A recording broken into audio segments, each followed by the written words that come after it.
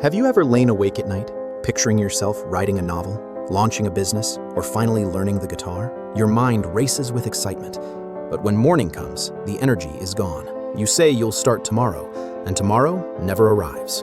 Instead of opening your laptop, you open Instagram. Instead of picking up a book, you pick up the remote. Does that sound familiar? Before you beat yourself up, know this. It's not a lack of ambition that holds you back. It's the way your brain is wired. When faced with a task that feels huge or unfamiliar, your brain sounds the alarm. Stay comfortable, save energy. It pushes you toward quick hits of dopamine.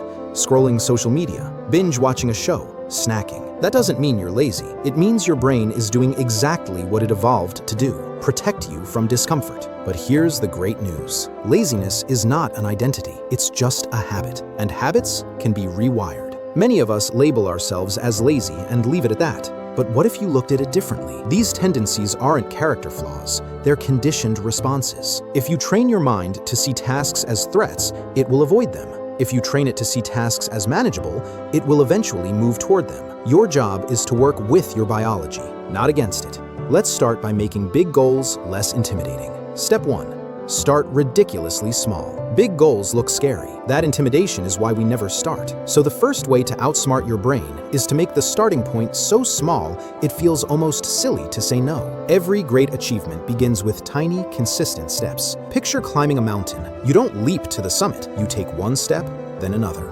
Each step is unimpressive on its own, but over time, they add up to something extraordinary. If you dream of writing a book, commit to writing a single sentence each day, just one. It might take 2 minutes, but it primes your brain to keep going. If you want to run a marathon someday, walk for 5 minutes. Once you start walking regularly, your brain stops seeing exercise as a threat. If you want to save money, start by setting aside $1 a day. You'll barely notice it missing, but you'll build the habit of saving. These microscopic actions lower the barrier to entry. They bypass that alarm in your head that says, "This is too hard." Over time, they build momentum, and momentum is everything. Step 2. Design your environment for success. Willpower is like the gas in your car's tank. It runs out. That's why relying on raw motivation alone doesn't work. Instead, set up your environment so the easiest choice is the right choice. Keep books or notebooks where you can see them, on your nightstand or by your coffee mug, so reading or writing becomes your default morning activity. Put a glass of water on your bedside table before you sleep. You'll wake up and drink it without thinking, kickstarting a healthier habit. Lay out your workout clothes the night before. Seeing them first thing nudges you to move. Turn off your phone's push notifications or charge it in another room. The fewer distractions around you, the less temptation your brain has to seek easy rewards. You can also stack habits. Attach a new micro-habit to something you already do effortlessly. For example, after you brush your teeth,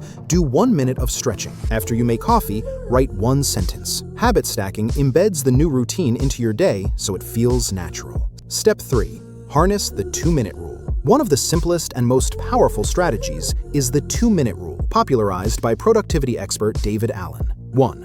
If something takes 2 minutes or less, do it immediately. Reply to a short email, tidy your desk, file that document. If it's a quick task, knock it out. This prevents tiny to-dos from piling up and overwhelming you. 2. If a task feels huge, promise yourself you'll spend just 2 minutes on it. It sounds counterintuitive, but starting is the hardest part. Tell yourself you're only going to read 1 page, write 1 sentence, or do 1 push-up. Those 2 minutes create momentum. Once you're in motion, your brain stops perceiving the activity as a threat, and you often go far beyond the initial 2 minutes without even realizing it. Why does it work? Because procrastination is less about the work itself and more about the dread leading up to it. Removing the dread, by making the commitment laughably small, tricks your mind into getting started. And getting started is 90% of the battle. Step 4. Celebrate and reward progress. A key piece people overlook when building habits is reward. We're wired to repeat behaviors that feel good. So after your 2 minutes or your tiny task, give yourself a small reward. Enjoy a favorite song, sip your favorite coffee, tell yourself out loud, "Nice work."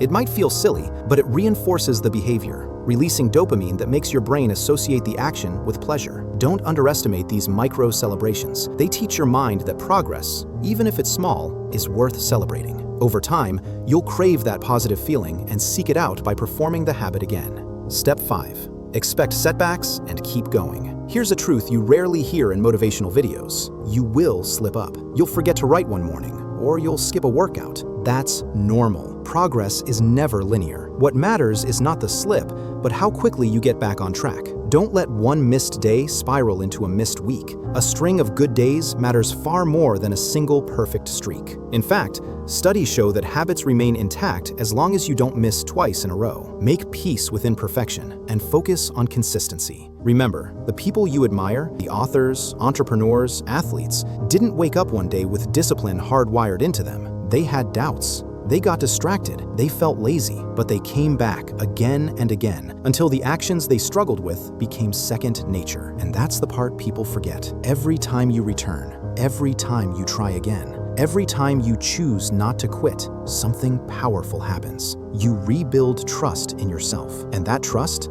that's the spark that keeps you moving forward. Now, picture that spark as a small flame. At first, it flickers and threatens to go out, but with every tiny action, each one-sentence day, each 5-minute walk, each 2-minute commitment, you feed it. Bit by bit, that small flicker becomes a steady fire. Over time, that fire grows into something bigger, brighter, stronger, until one day, you look around and realize you've written a book, learned a language, built a healthier body, or saved a comfortable nest egg, not because you made one massive leap, but because you mastered the quiet, powerful art of showing up. So ask yourself, what's the smallest possible action you can take right now to move closer to your dream? Maybe it's opening a blank document and writing a single sentence. Maybe it's filling up a glass of water and setting it on your desk. Maybe it's stepping outside and walking for 2 minutes. Don't wait for Monday, for a new year, or for motivation to magically appear. Start now, however small. Success isn't about bursts of effort, it's about tiny choices compounded over time. 2 minutes might seem insignificant today, but it could be the spark that changes everything.